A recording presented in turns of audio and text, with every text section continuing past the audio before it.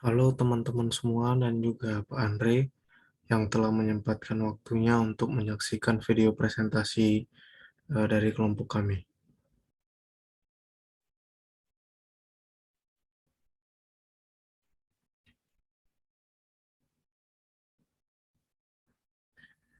Berikut adalah paper yang kami buat untuk memenuhi nilai ujian akhir semester.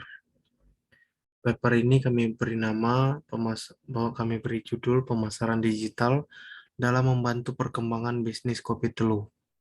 Anggota kelompok kami yaitu saya sendiri, Benny Ebenezer, kemudian ada Timothy, dan juga Joshua. Yang pertama, terdapat daftar isi. Di daftar isi tersebut, yang pertama terdapat executive summary, kedua, terdapat deskripsi produk dan UMKM, ketiga, analisis, dan yang terakhir, kesimpulan dan saran.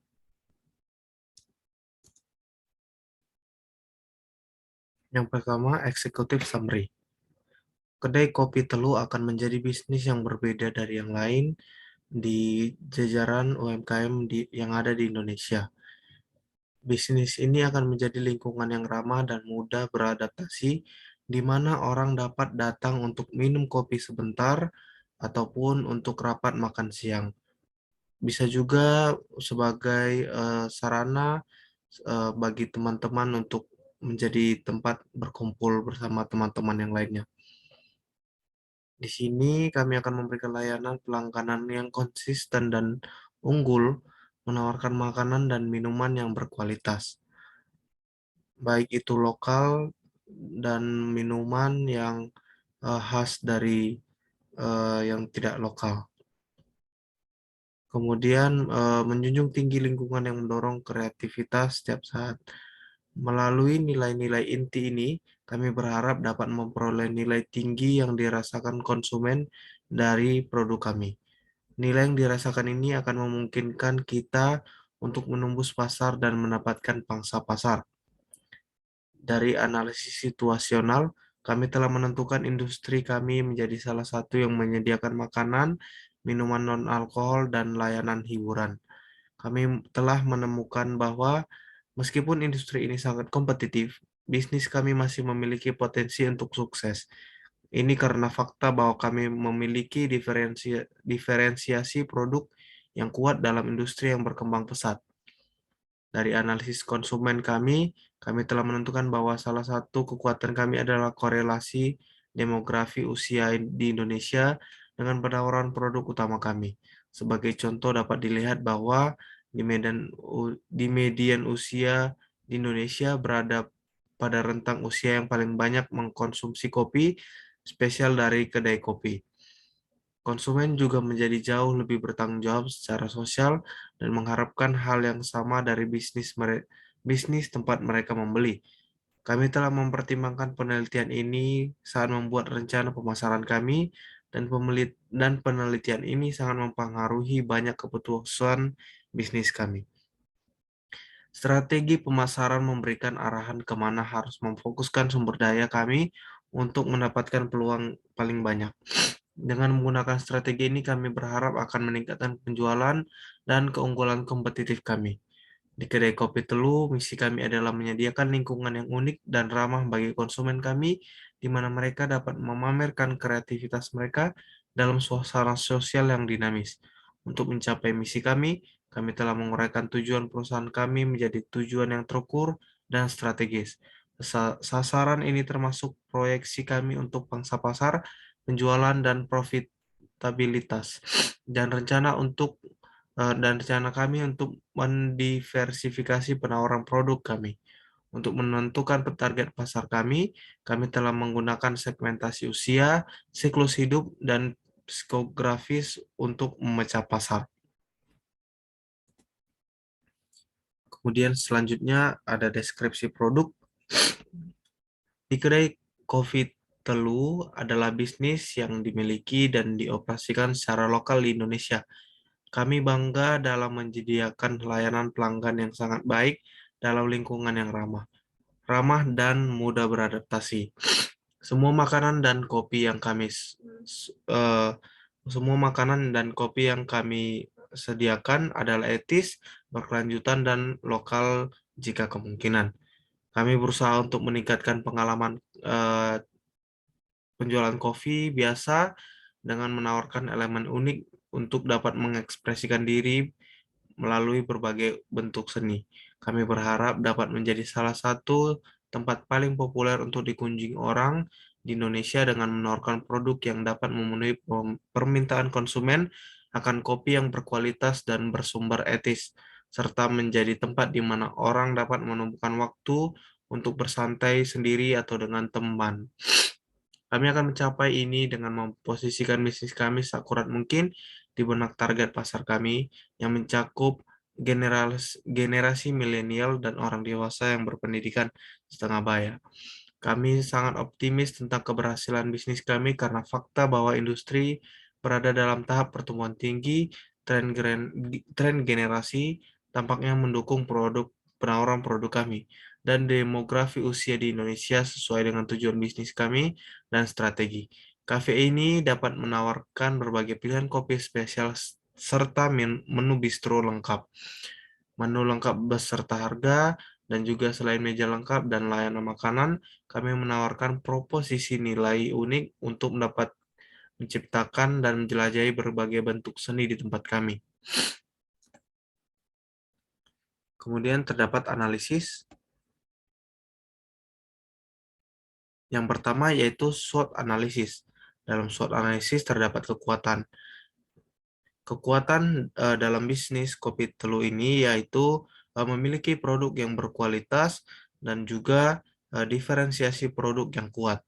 Kemudian kelemahan dalam bisnis tersebut yaitu perusahaan merupakan suatu rintisan kecil karena sulitnya mendapatkan eh, perhatian pasar untuk mencari pelanggan. Kemudian kelemahan selanjutnya yaitu penawaran produk serupa dengan pesaing, di mana seperti yang kita ketahui sudah banyak penjual-penjual kopi yang sudah membuka perdagangan duluan sejak sejak hari-hari yang lalu. Kemudian peluang. Peluang yang pertama yaitu berkurangnya minat pada klub malam dan pesta minuman keras disebabkan oleh karena eh, kopi telu akan menyediakan tempat yang nyaman dan asik untuk berkumpul bersama teman-teman, dan hal itu akan berdampak positif bagi teman-teman dan kita berharap eh, peminat akan klub malam bisa berkurang akan dikarenakan fasilitas yang disediakan oleh Kopi Telu. Kemudian meningkatnya minat konsumen pada produk lokal yang bersumber secara etis, di mana seperti kita ketahui eh, Kopi Telu yaitu merupakan produk lokal yang kita buat sendiri tanpa campur tangan dari eh, orang asing begitu. Kemudian peluang selanjutnya kedai kopi adalah industri dengan pertumbuhan tercepat di industri jasa makanan. Seperti yang kita ketahui juga, eh, kedai kopi semakin hari semakin banyak berkembang. Sebab itu bisa kita ketahui di mana eh, penjualan kopi merupakan suatu bisnis yang cukup berkembang dengan pesat. Kemudian yang terakhir yaitu ancaman. Ancaman yang akan dapat dialami oleh kedai kopi telu yaitu merupakan pasar yang ramai, di mana seperti sebelumnya yang kita sudah ketahui sudah banyak kedai-kedai kopi yang didirikan sejak lama dan dan sudah memiliki nama yang tidak asing bagi anak-anak muda dan kalangan muda yang lainnya. Kemudian selanjutnya market analysis. Dalam market analisis terdapat faktor yang mempengaruhi penjualan industri kopi. Yang pertama yaitu politik. Politik dapat mempengaruhi dalam hubungan perdagangan. Bisnis kopi sangat bergantung pada perdagangan internasional. Produsen kopi terbesar di dunia terletak di Asia, Amerika Selatan, dan Afrika. Namun, minuman ini sangat populer di Eropa dan Amerika Utara. Hubungan perdagangan antar negara yang memproduksi dan mengkonsumsi kopi berperan besar dalam menentukan harga akhir minuman, yang pada akhirnya berdampak pada penjualan. Saat ini, ada sejumlah perjanjian perdagangan internasional yang memastikan keberhasilan industri kopi. Keadaan perdagangan yang tidak pasti, seperti yang melibatkan AS dan Cina atau Inggris dan juga Eropa, tidak mungkin mempengaruhi industri kopi. Kemudian, dalam faktor yang mempengaruhi industri kopi dalam dunia politik yaitu pendapatan tumbuh.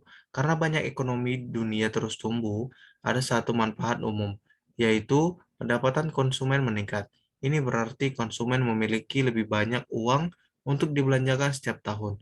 Meskipun hal ini dapat berdampak besar pada industri barang konsumsi, seperti industri elektronik konsumen. Hal ini juga berdampak pada industri makanan dan juga minuman. Ketika konsumen semakin kaya, mereka cenderung mengkonsumsi teh, kopi, dan minuman mewah lainnya. Selain itu, dengan meningkatnya pendapatan, konsumen lebih cenderung berbelanja secara royal pada produk yang berkualitas lebih tinggi, seperti bubuk kopi berkualitas lebih tinggi. Kemudian, faktor sosial budaya yang mempengaruhi industri kopi. Yang pertama, kesadaran kesehatan. Pada abad 21 telah kita lihat banyak perubahan dalam pandangan masyarakat tentang kesehatan, membuat pilihan yang sehat lebih trendy dari sebelumnya, dan ini menyebabkan konsumen menghabiskan lebih banyak waktu untuk berolahraga, makan makanan yang lebih baik, dan juga menghindari kebiasaan tertentu. Sementara banyak penelitian yang telah mengkonfirmasi bahwa kopi itu tidak sehat. Itu memang mengandung Kopi memang mengandung sejumlah eh, besar kafein. Sebagai bagian dari tren kesadaran kesehatan, banyak konsumen memilih untuk berhenti minum minuman yang berkafein seperti kopi untuk meningkatkan suasana hati, untuk membuat tidur nyenyak, dan juga banyak lagi. Hal ini dapat mengakibatkan penurunan permintaan penjualan kopi. Kemudian selanjutnya perdagangan yang adil. Tren sosial budaya yang menonjol adalah perdagangan yang adil. Perdagangan yang adil merupakan gerakan internasional yang berusaha untuk memberikan kompensasi yang lebih baik kepada para petani di balik produk daripada banyak perantara yang secara historis menuai keuntungan besar. Yang penting, industri kopi merupakan salah satu target utama gerakan fair trade karena konsumen menunjukkan permintaan yang lebih besar untuk untuk produk kopi perdagangan yang adil. Kemudian terdapat faktor teknologi yang mempengaruhi industri kopi. Yang pertama yaitu rekayasa genetika. Salah satu tren teknologi yang terpenting di semua industri makanan dan minuman yaitu merupakan rekayasa genetika. Rekayasa genetika melibatkan modifikasi produk pada tingkat genetik untuk meningkatkan hasil dan juga rasa, eh, lamanya jangka simpan, dan juga banyak lagi. Kopi rekayasa genetika dengan cepat semakin populer di industri ini. Secara keseluruhan, rekayasa genetika seharusnya membantu pertumbuhan industri kopi karena memungkinkan produsen menghasilkan keuntungan yang lebih besar. Namun, beberapa konsumen memilih untuk tidak mengkonsumsi kopi produk rekayasa genetika karena sejumlah efek samping yang diakui kurang baik untuk kesehatan. Kemudian selanjutnya mesin kopi. Perubahan besar lainnya dalam industri kopi merupakan peralatan khusus kopi yang baru-baru dan yang terdapat teknologi baru saat ini. Contohnya penggiling kopi, mesin tetes, dan juga pembuat espresso sekarang juga terdapat di setiap toko elektronik. Peralatan ini membuat konsumsi kopi lebih mudah dari sebelumnya, sehingga mendorong konsumen untuk menyeduh kopi di rumah dengan mudah. Hal ini seharusnya tidak mempengaruhi ukuran keseluruhan industri kopi, tetapi dapat mengakibatkan lebih banyak konsumen membuat dan meminum kopi sendiri di rumah. Dengan lebih sedikit konsumen yang minum kopi di luar rumah dan di kafe dan di kedai kopi, Hal ini akan berdampak buruk bagi penjual-penjual kopi yang berada di luar.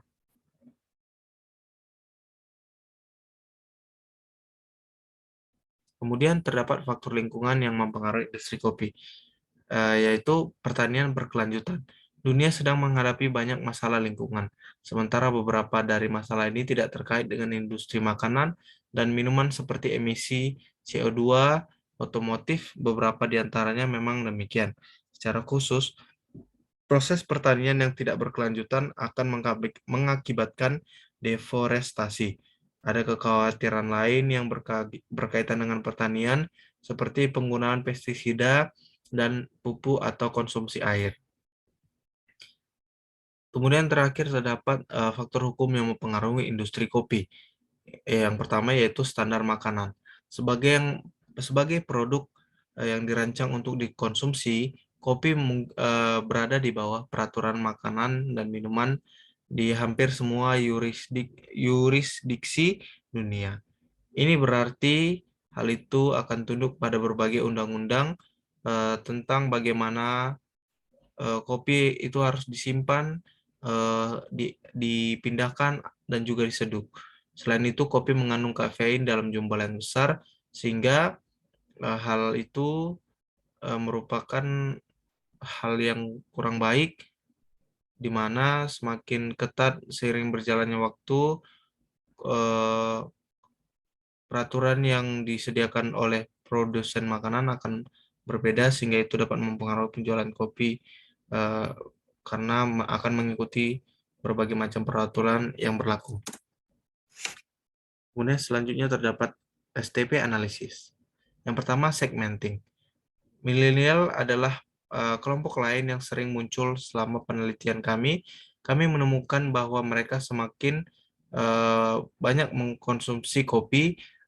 Kemudian generasi ini sering mencari pilihan alternatif untuk eh, daripada pergi ke malam. eh, Milenial sering mencari alternatif. Contohnya seperti pergi ke kedai kopi. Dan karena itu menciptakan permintaan yang lebih besar untuk pendirian yang menawarkan kegiatan yang unik. Setelah melihat pasar Indonesia, mudah untuk melihat bahwa milenium adalah segmen penting untuk dipertimbangkan karena demokrasi usia terbesar di kawasan ini merupakan usia 20 hingga 24 tahun yang termasuk dalam generasi ini. Kemudian terdapat target market. Sebelum membuat skema penentuan posisi dan program pemasaran, kami mengevaluasi pasar dan menentukan strategi terbaik untuk segmentasi yang melibatkan pembagian pasar ke dalam kelompok yang berbeda. Kami memutuskan untuk melakukan segmentasi berdasarkan usia, siklus hidup, dan psikografis. Kemudian kami mengevaluasi potensi keberhasilan di setiap segmen dengan melakukan analisis situasional dan memutuskan untuk menargetkan dua segmen berbeda, dewasa setengah dan dewasa setengah berpendidikan, dan juga milenium. Target pasar pertama kami yaitu merupakan eh, orang dewasa parubaya yang telah menempuh pendidikan pasca sekolah menengah dan sekarang bekerja dalam karir bergaji tinggi. Target pasar lain yang kami putuskan untuk dikejar adalah milenial. Meskipun mereka mewakili sebagian besar konsumen kopi, fakta bahwa mereka merupakan suatu target pasar kami yang kurang didasarkan pada fakta bahwa mereka rata-rata adalah peminum kopi, dan lebih pada bagaimana generasi ini sering mencari pilihan eh, untuk mencari atau alternatif keluar malam bersama teman-temannya. Penurunan peminatan kopi pada generasi milenium ini juga dapat berdampak pada penjualan kopi. Kemudian yang terakhir terdapat positioning. Positioning mengacu pada proses membuat target pasar menyadari poin perbedaan Anda. Hal ini dasarnya eh, untuk menentukan posisi target bisnis ya dalam menargetkan penjualan kopi. Kami juga ingin memposisikan diri kami dalam menjual kopi untuk menjadi tempat yang terbaik bagi kaum milenial, dan kami memilih untuk menunjukkan keunikan lingkungan kami dan aktivitas kreatif yang kami tawarkan sebagai alternatif. Kami juga ingin memposisikan diri kami sebagai bisnis lokal karena ini sesuai dengan target pasar ini. Eh, Pertanyaan posisinya adalah sebagai berikut. Di kedai kopi Telu, kami memahami pentingnya menciptakan kenangan bagi orang dewasa muda. Maka dari itu, kami ingin milenial dan orang-orang dewasa menikmati makan malam dan juga minuman yang berasal dari buatan lokal bersama teman-temannya agar mereka dapat memiliki pengalaman yang terbaik dalam eh, menikmati pelayanan dalam kopi Tulu yang kami sediakan. Kemudian terdapat marketing mix. Yang pertama, produk strategi. Di kedai kopi Telu, kami berusaha untuk menyediakan lingkungan di mana individu memiliki akses eh, ke sumber daya yang memungkinkan mereka untuk mengekspresikan kreativitas mereka. Sebagian besar kafe mengikuti model serupa yang terdiri dari menyediakan minuman panas, dan juga ruangan yang nyaman. Namun, pada kedai kopi Telu, tujuan kami adalah untuk meningkatkan pengalaman minum kopi tradisional dengan menambahkan elemen yang benar-benar berharga menjadi eh, pengalaman bagi konsumen. Cara kami memilih untuk memisahkan diri dari pesaing kami, yaitu berpusat pada kemungkinan konsumen untuk memperluas pikiran mereka melalui seni, serta percakapan yang bermakna dengan individu kreatif lainnya. Kemudian terdapat price strategi. Di kedai kopi Telu, strategi penetapan harga akan terdiri dari penetapan harga biaya plus yang memastikan kami menghasilkan margin yang wajar. Kami juga akan masukkan harga berdasarkan persaingan untuk produk-produk tertentu untuk memastikan bahwa harga minuman kami akan sebanding dengan kafe lokal yang berkelas atau yang di atas kami. Begitu. Karena itu kami juga memiliki tujuan untuk meningkatkan komunitas lokal kami. Sebagian besar dari keuntungan kami akan disumbangkan ke badan amal dan juga organisasi eh, lokal yang berada di Indonesia. Kami merasa seolah-olah target pasar kami akan sangat menghargai kemurahan hati ini. Hal ini pada gilirannya akan meningkatkan loyalitas mereka kami untuk menyiapkan kami untuk masa depan yang menjanjikan dengan bisnis dan juga memiliki pelanggan yang setia. Kemudian terdapat promosi strategi. Promosi adalah komunikasi antara perusahaan dan juga konsumen. Untuk membuat pasar mengetahui produk kita, kita harus membuat strategi promosi yang akan menginformasikan, membujuk, dan mengingatkan konsumen tentang produk yang kita jual. Kemudian pada kedai kopi Telu sampai batas tertentu akan memanfaatkan kelima komponen dalam promosi, yaitu periklanan, promosi penjualan, penjualan pribadi, hubungan masyarakat, dan pemasaran langsung. Dengan memadukan kelima komponen tersebut, kami akan menciptakan komunikasi pemasaran yang efektif dan terintegrasi. Karena kami merupakan perusahaan yang baru, maka dari itu kami harus memulai dengan eh, pemasaran yang efektif dan terintegrasi yang kuat untuk meyakinkan pasar. Kemudian terakhir, play strategi. Secara umum, untuk kedai kopi Telu, jaringan dan strategi distribusi akan relatif sederhana karena ukuran perusahaan yang kami miliki yaitu kecil. Untuk bisnis ini, kami memiliki pemasok yang memberi kami perusahaan produk yang kami butuhkan untuk melayani pelanggan kami, seperti eh, penyedia kopi yang akan kami jadikan minuman kopi lokal yang kami jual kepada konsumen. Ini berarti bahwa kami merupakan saluran tingkat satu karena tidak ada perantara antara perusahaan kami dan konsumen kami. Kami akan melihat lebih dekat pada tiga komponen rantai pengiriman nilai kami.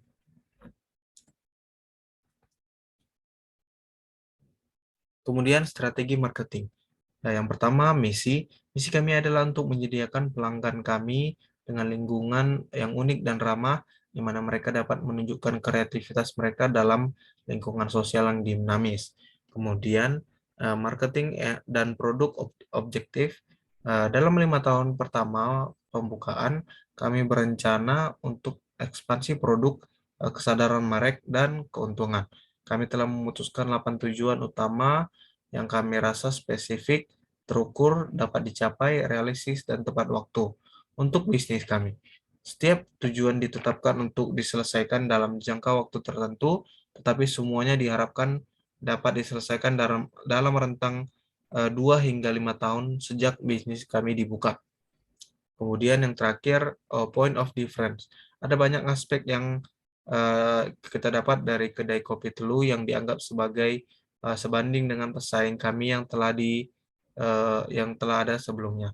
Namun ada beberapa penawaran utama yang memungkinkan uh, tidak akan ditemukan konsumen di tempat lain, yaitu yang pertama suasana yang mendorong dan memfasilitasi penciptaan seni. Yang kedua, produk yang digunakan selalu bersumber dari bahan-bahan lokal atau halal etnis yang berasal dari Indonesia. Yang kemudian ternyata yang terakhir merupakan perusahaan yang menawarkan konsumen.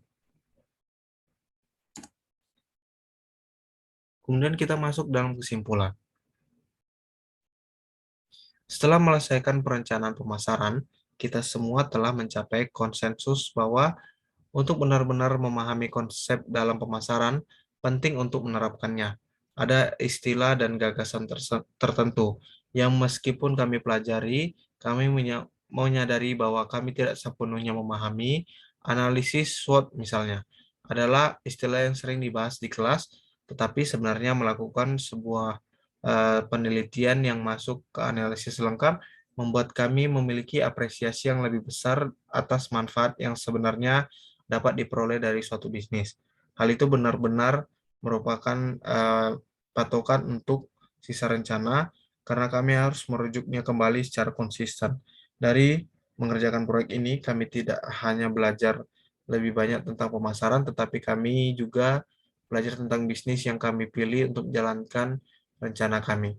Kedai Kopi Telu merupakan bagian dari industri coffee shop. Kita semua menjadi lebih berpengetahuan tentang industri ini serta persaingan yang ada di dalamnya. Menarik juga untuk menganalisa pasar dengan melakukan riset konsumen, diikuti dengan segmentasi, penargetan, dan kemudian positioning. Kami benar-benar mulai memahami bagaimana konsep saling terkait dan bekerja untuk membangun hubungan pelanggan yang selalu kami diskusikan di kelas. Meskipun seluruh rencana adalah proses pembelajaran, kami semua sepakat bahwa mencari tahu bagaimana semua bagian besar benar-benar cocok adalah bagian yang paling menantang dan membuka mata dalam memajukan suatu bisnis. Sebagai setiap bagiannya sendiri relatif sederhana, tetapi mencari tahu bagaimana setiap bagian cocok dengan gambaran rencana yang lebih besar adalah bagian yang sulit. Dalam situasi ini, kerja tim benar-benar terbayar. Kami bertemu secara teratur dan mendiskusikan masalah yang kami hadapi bersama. Sekian presentasi dari kelompok kami.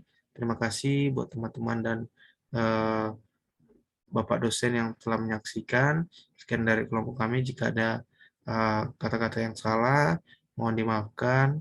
Terima kasih. Kami undur diri. Terima kasih semuanya.